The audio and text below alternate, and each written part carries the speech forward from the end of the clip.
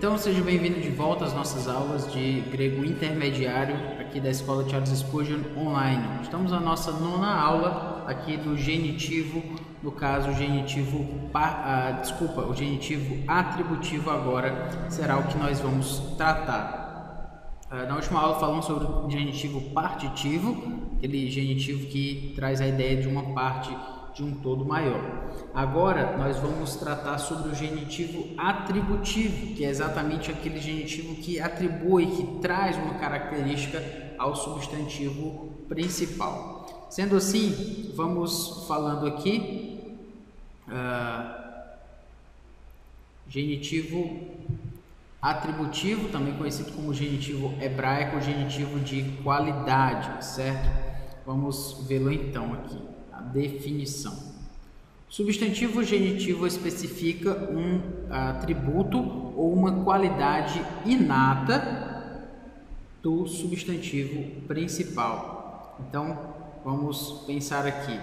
É similar a um simples adjetivo na sua força, lembre-se lá do adjetival, né? Nós estamos nos genitivos adjetivais, então ele é semelhante a um adjetivo, de fato. Ele tem um papel de adjetivo, exatamente, ele tem um papel atributivo, ele está atribuindo algo ao substantivo principal, tendo a função, portanto, de um adjetivo, mas isso com relação ao seu sentido, à sua força semântica, mas ele é bem mais enfático do que o genitivo, do que um adjetivo. Na verdade, o genitivo atributivo, ele traz uma ênfase, uma força maior de significado àquilo que ele está apresentando. E ele expressa, portanto, qualidade, né? Exatamente como um adjetivo, mas com mais veemência e distinção. E essa é a diferença dele para o adjetivo. Ele tem uma força maior, peso maior.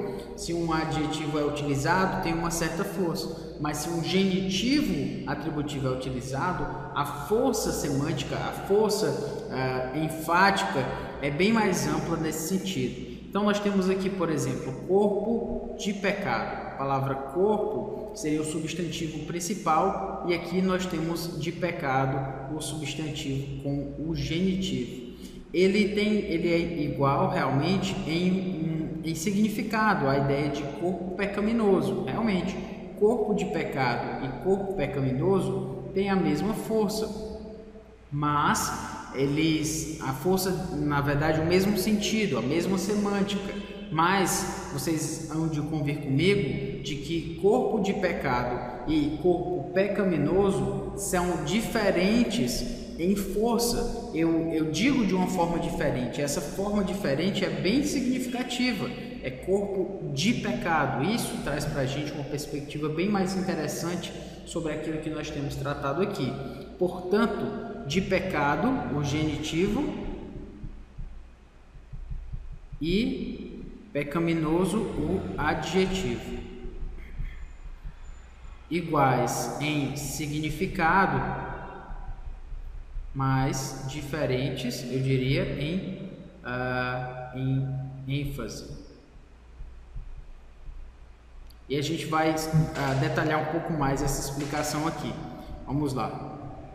Aqui nós temos, portanto, como chave de identificação do genitivo atributivo a seguinte questão: se o genitivo pode ser convertido em um adjetivo atributivo, ou seja, se ele pode ser substituído por um genitivo atributivo, então isso quer dizer que ele modifica o substantivo, ou seja, ele atribui algo ao substantivo. Então, corpo de pecado, eu tenho um corpo, substantivo principal, e de pecado, o substantivo com genitivo.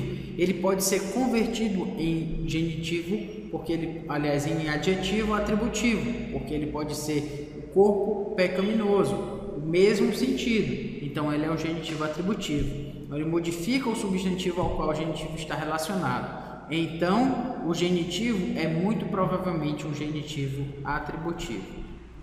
Se eu posso converter em adjetivo, então ele provavelmente é atributivo. Então, corpo de pecado, corpo de pecado pode ser convertido em corpo pecaminoso. Dessa forma, eu estou desconfiando já que esse corpo de pecado aqui é atributivo, porque eu posso convertê-lo, posso substituí-lo por um adjetivo atributivo. De outra forma aqui também, nuni, agora, de, porém,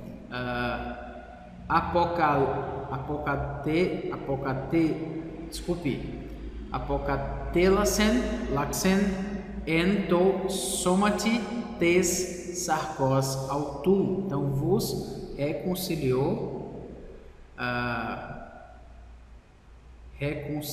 aqui, apocatelaxen, entosomati, então entosomati no corpo, e aqui o nosso genitivo tes sarcos autu, então da sua carne.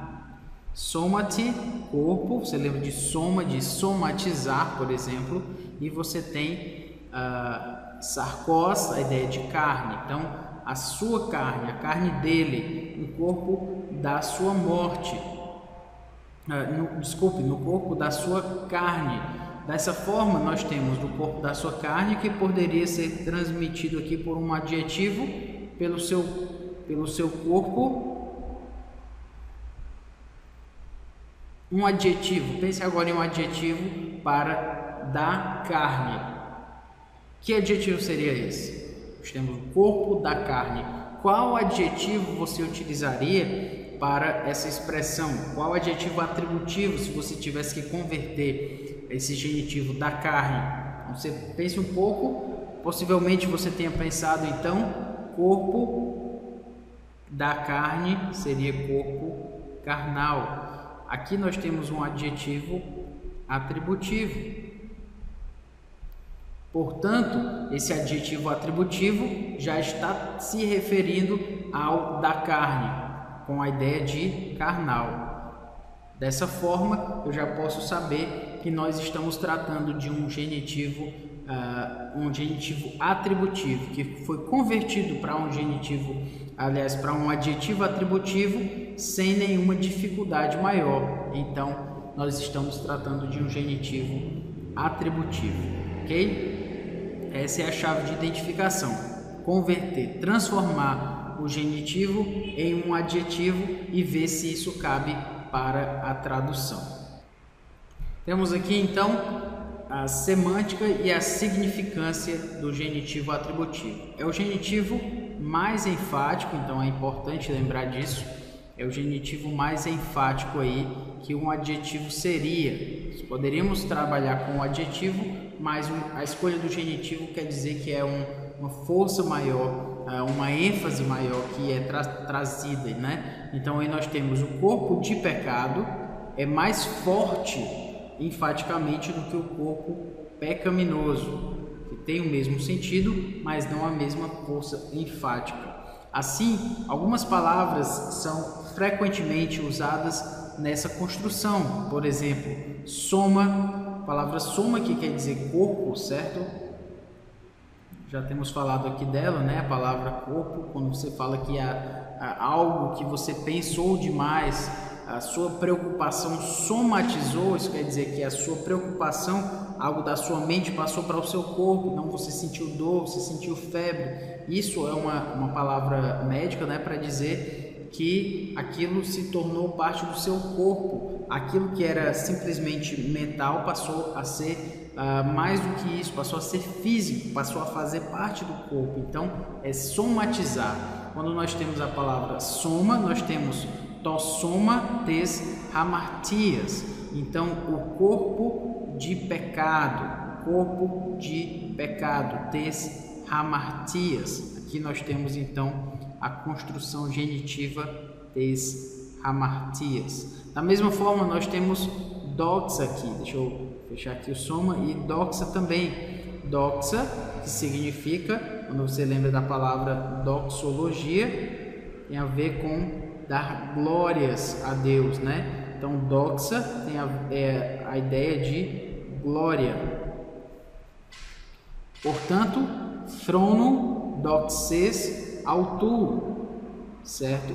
Throno doxes autou. Então, trono aqui, do trono, que também é um genitivo, mas um outro genitivo, e aqui da sua glória, da glória dele. Então, são palavras que normalmente vão trazer um genitivo atributivo, certo? A ideia de que eles estão atribuindo qualidade ao substantivo. Dessa forma, a relação entre os dois, certo, substantivos, nem sempre é óbvia. E é interessante isso, porque, por exemplo, homem de paz. Homem de paz pode significar tanto um homem que é pacífico, sim, ou mas também pode se referir a um homem que é também pacificador. Como eu vou saber? O contexto vai definir, mas somente o adjetivo, somente o genitivo com função de adjetivo, somente o genitivo atributivo não pode responder a essa pergunta. Pode ser a ideia mais ativa, né? Aquele que faz a paz, pacificador, ou alguém que é caracterizado por ter paz, né? Alguém pacífico. Enfim, é algo aí ambíguo, característico do genitivo. Da mesma forma, corpo de morte, que nós temos é um corpo mortal. O corpo de morte, desempacotando o genitivo, então, será o corpo que é mortal ou será o corpo que é moribundo?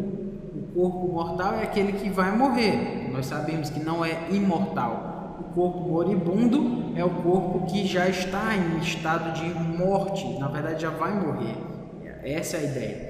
E somente o corpo de morte não responde também à pergunta a que isso significa de fato. Então precisa-se de fato aí então de um contexto para se definir a que se refere exatamente esse adjetivo aí convertido da ideia do genitivo homem de paz ou corpo de morte. A ideia é mostrar que nem sempre vai ser uma relação tão clara assim de nós percebermos. Seguindo então para o próximo slide aqui, nós vamos para as ilustrações. E aqui nós temos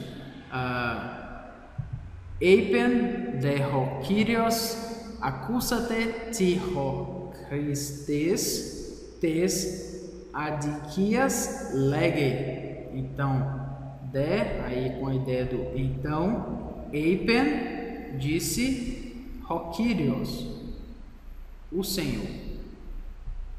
E aí nós temos acúsa-te, ou seja, ouça. Aqui a atualizada traduziu como considerai.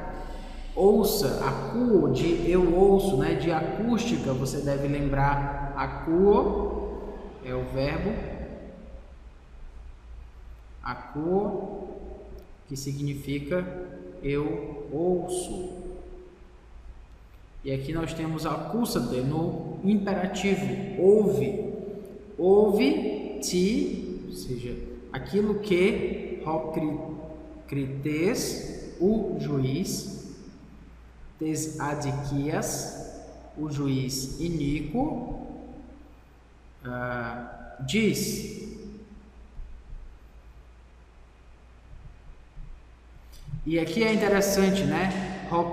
Tes é o juiz e tes adiquias o genitivo. Aí nós poderíamos pensar, né? Mas como assim? Tes adiquias, mas nós não temos um juiz iníquo. Sim, é juiz iníquo, traduzindo como aqui a atualizada traduz como um adjetivo, né? Iníquo como um adjetivo. Você tem aqui iníquo, adjetivo, certo? Mas adiquias aqui, tes adiquias, é um substantivo genitivo. Mas ele é um substantivo com uma função atributiva, uma função genitiva, uma função de adjetival, né? Então, por essa razão, a Almeida Revista Atualizada ela já traduziu como um adjetivo, mas literalmente seria o juiz tes adiquias, o juiz da iniquidade. E aí, com essa informação, nós já entendemos que a ideia de tes adiquias, no caso aqui o genitivo atributivo, ele é mais forte do que meramente um adjetivo. Então a ênfase aqui é maior, não é somente um juiz iníquo, ele é o juiz da iniquidade. Perceba a diferença, é uma força, é uma ênfase maior que é trazida à ideia atributiva. Por essa razão exatamente, nós precisamos ter cuidado com isso e perceber que a ênfase está mais forte aí do que a gente pensa. Talvez a gente já lembra, talvez você já lembre dessa história, né, que Jesus contou, como a viúva e o juiz iníquo. Mas já pensou se você lembra dela como a viúva e o juiz da iniquidade? Então você percebe que faz uma grande diferença, juiz da iniquidade. E foi assim que Jesus falou dele. Esse juiz da iniquidade respondeu à viúva, a viúva impertinente, né? A viúva que insistia. Então, por essa razão, isso traz uma força maior. Ainda assim, esse é o juiz da iniquidade. Nós temos o juiz, se nós quisermos fazer uma colocação exegética aqui, Deus é o juiz da equidade. É o juiz da igualdade, da justiça, é o juiz que julga retamente. E mesmo um juiz que julga incorretamente, que julga injustamente, ainda assim respondeu aquela viúva impertinente. Então, por isso mesmo, Deus é aquele que ouve as nossas orações. Se o juiz da iniquidade ouviu aquela mulher, quanto mais o juiz da equidade, que é o nosso Deus. Enfim, se nós insistirmos para com o Senhor, Ele haverá de nos ouvir. Essa é a ideia que o texto está mostrando ali, né? E agora com cores ainda mais vivas. Aqui nós temos que tuto gnoscontes hoti ho palaios hemon anthropos sinestaurothe hina katargethe. Então aqui tosoma tes hamartias tu meiketi dulein remas te hamartia. Então vamos lá.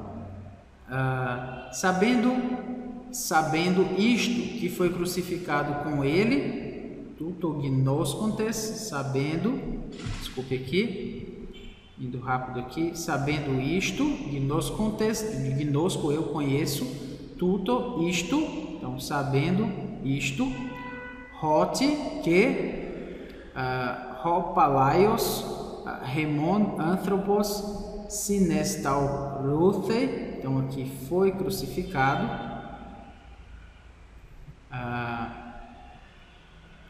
com ele o nosso velho homem, certo? Opalaios Rimon, nosso velho homem. Aqui. Rina, para que? Catargethe, corpo de pecado, seja destruído. Catargethe, seja destruído. E aqui a construção genitiva. Tossoma hamartias, o corpo de pecado. E não sirvamos o pecado como os escravos, né? Meket, não mais sirvamos, do leien, sirvamos, remas, tei hamartia, o pecado. Muito bem, então usando o genitivo atributivo no lugar de um simples adjetivo, acrescenta mais ênfase à pecaminosidade da condição humana. Se o juiz da iniquidade traz mais ênfase à iniquidade do juiz, da mesma forma, o corpo pecaminoso é menos forte do que o corpo de pecado, tossoma tes hamartias. Então, a nossa pecaminosidade ela é trazida de uma forma mais enfática aqui do que normalmente poderia ser. Outro texto aqui, to de basilei, ou basilei ton aionon, afarto, aurato, mono, theo, time kai doxa, eis tus aionas ton aionan, amém. Então, assim ao Rei Eterno, e aí nós temos o texto aqui que segue, afarto, imortal, invisível, haurato, mono, theo, Deus único, timei, honra, kaidoxa, glória, eis tus para as eras, né, os séculos, ton dos séculos, ton aionon, amém, amém. Quero chamar sua atenção para basilei ton aionon, ao Rei Eterno. Aqui mais uma vez traduzido como um genitivo, aliás, como um adjetivo, mas, na verdade, nós temos aqui basilei ton aionon, o Rei da eternidade. Você deve convir comigo que da eternidade tem uma força enfática, mais abrangente, mais forte aí do que meramente um adjetivo, né? Do que o Rei Eterno, é o Rei da eternidade. E esse texto aí, um texto doxológico, né, traz um peso forte à nossa ideia de eternidade, nossa ideia do Deus eterno, Deus da eternidade, uma ênfase maior ainda na eternidade do nosso Deus. Muito bem, prosseguindo mais uma ilustração, o diekríthete en heautois kai egeneste kritai dialogismon poneron. Então, não fizestes distinção de acríthete, distinção en heautois entre vós mesmos, kai egeneste vos tornastes, kritai, juízes, e aqui tomados de perversos pensamentos, perversos, de pensamentos de maldade. Aqui está mais uma vez um adjetivo, logismos, e aqui perversos pensamentos. Mas na verdade nós trazemos a ideia aqui de juízes de pensamentos de maldade, certo? Pensamentos de maldade. Genitivo atributivo. Atualizado traduz como um adjetivo, né? Perversos. E a corrigida traduz: porventura não fizestes distinção dentre vós mesmos e não vos fizestes juízes de maus pensamentos, ou seja, juízes que têm maus pensamentos, que julgam maus pensamentos, juízes que julgam maus pensamentos. Mais ou menos essa ideia de um genitivo objetivo, que não é exatamente aquilo que se espera, porque o genitivo aí é um genitivo atributivo, ou seja, um genitivo que atribui uma qualidade ao substantivo principal. Dessa forma, genitivo, o perversos pensamentos faz sentido, mas talvez de pensamentos de maldade ou de perversidade seria ainda mais claro traduzido se fosse assim. Por último, uma outra ilustração aqui, Kathoas gegraptai edoken edoken autois hotheos pneuma katanixeos ophthalmus tu me blepen kai hota tu me aquin heus tes semeron remeras. Então, como está escrito, Deus lhes deu o espírito de entorpecimento. Aqui agora ele foi traduzido como espírito de entorpecimento. Agora sim, a atualizada traduziu como um genitivo atributivo. Os outros ele traduziu como um adjetivo. Agora, espírito de entorpecimento, pneuma katanixeos, ou seja, a ideia de entorpecimento. Aqui ele já trouxe uma ênfase que já está no grego e essa ênfase foi passada para o português de uma forma mais clara, e aí a gente pode perceber assim. Então, o que há de mais claro aqui para você lembrar do genitivo atributivo é que ele tem uma funçãozinha ali de adjetivo, de atribuir uma qualidade ao substantivo principal, mas com uma ênfase bem maior do que somente um adjetivo. Se você lembrar disso sobre o genitivo atributivo, já será uma grande ajuda para você, ok? Então, que Deus nos abençoe. Até a próxima aula.